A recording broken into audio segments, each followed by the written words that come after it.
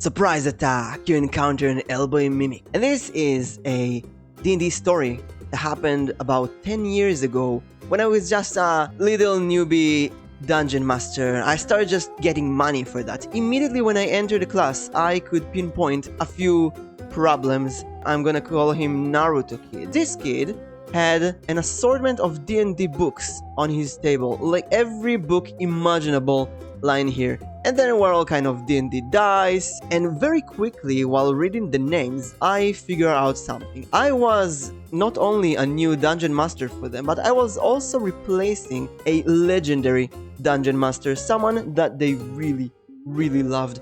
At this point, they're not listening to anything, and they kind of torture me, but I'm still trying, and they reach this prince coronation. This prince is supposed to be an NPC that is going to follow them for the rest of the year, and the moment they enter, Naruto-kid here, I'm using Amaterasu to burn the prince. And a few kids, especially Book Kid here, is like, what is Amaterasu? While I'm taking his character sheet, I'm also explaining to Book Kid here, Amaterasu is an attack from the anime Naruto that makes black fire come out of your eye and burn it. And all of the kids in class are opening their mouth like, what? The last dungeon master didn't know what Amaterasu is? And I'm thinking to myself, well, the last dungeon master gave you this Amaterasu attack, so he probably knew what he was doing. You're destroying my job. So the first thing I'm thinking to myself is, I have to get rid of this attack. He cannot use that move. That's overpowered. He's gonna destroy my campaign. But back then I was like, no. If the prince dies, the campaign is screwed, and I'm gonna get fired. I don't want to get fired because I just found this job, and you know what? For someone who likes games, how do you do that? Well, guards. So I told him, look, this guard here, the Dragonborn, he looks really strong. He gets near you. Are you sure you're doing that? And I'm giving Naruto all of the options to not do that. But he's like, yeah, I'm doing it. I'm burning the prince. And I'm like, are you 100% sure? And I'm holding the D&D die. Every time I say something like, are you sure? The kids immediately go, no, wait. On second thought, I'm not doing that because they understand. But this kid, yeah, I'm burning the prince. And I'm like, okay, fine. Here, roll the die. And he rolls the die, and he rolls a 20. I kid you not, he rolls a 20. Now I'm like, okay, wait. The guards also roll the die. And the guard rolled the die, and I kid you not, I roll a 1.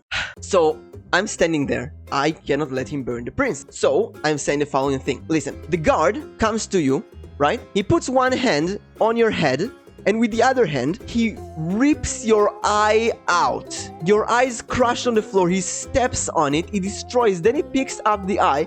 He pours acid out of his mouth on the eye. And then he eats the remains. And everybody is mouth open. The kid is completely shocked. And he's looking at me. And he's like, no. And I'm looking at him. And I'm like, yes. And then I take his character sheet. And like, you lose 30 hit points, and then you lose extra 5 hit points permanently, and then you lose your eye. I kind of cross his eye on his character sheet, and you lose the Amaterasu skill, obviously.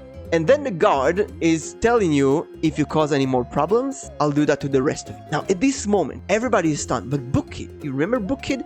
Book Kid is taking the player handbook and slams it on the table, bam! And he opens the player's handbook, and he's like, no, look at that. In page 186, it clearly states that if a player rolls 20, that's an immediate success. And if he rolls a 1, that's an immediate failure. And no. And I'm looking at that, and my mind goes crazy. My mind is like, what am I supposed to do? I felt like I was actually in my car, driving into the wrong road, in the high road. And everything I wanted to do is go back. These crosses. I have to drive for like 30 minutes until you come back to the same. And I'm like, my mind is like, just go back in time. Just stop this. Let's go back in time. And the first rule in D&D is to not apologize, especially with kids, because they are sure that I know exactly what is going to happen. They're sure that I 100% fully control the situation, and I'm like, I cannot. This is my moment to show them that I am the DM. I am the power. I go near this kid. But everybody is still waiting for me to say what the hell just happened. And I'm telling him, listen, that guard was supposed to rip out your head. But because you rolled a 20 and he rolled a 1, he only ripped your eye out. And they look at me like I am the most evil dungeon master in history. And in that moment, I'm 100% sure that next week, no kid is going to return to this club. Now, at the side of the room, there's like a bunch of chairs here, a stack of chairs. And Naruto-kid, he goes to the stack of chairs and he sits on them, crossing his arms, and he's like, I'm not playing anymore. And I'm looking at him, and my mind is like, let's go back and let's return back. Let's say, no, I'm sorry. Okay, just learn your lesson. Don't do that again. But I'm looking at him, and I'm looking straight in his eyes, and I'm saying, if you want to quit, quit. And everybody looks at me. And at that moment, I'm like 100% sure that I'm gonna get fired. He's not going to be the only one who quits. Everybody's going to quit after him. I'm fired. That's it. Done. 1 week in the job, and done. So, we continued the class. The good news was that everybody was completely silent, right? Everybody was dead silent. I went home, I told my boss what happened, and my boss was like, look, if he caused you all of these problems, you know what? Maybe it's good. Maybe he doesn't need to return. So I'm going home, and the next week passes by, and I'm thinking, do I call the kid's mom? Do I apologize? Do I whatever? Let's just move on and see what happens. But I prepared something just in case. So I'm going back to that class next week. Naruto-kid is like immediately goes to the stack of chairs and he's crossing his arms and he's telling me, I'm giving you a second chance.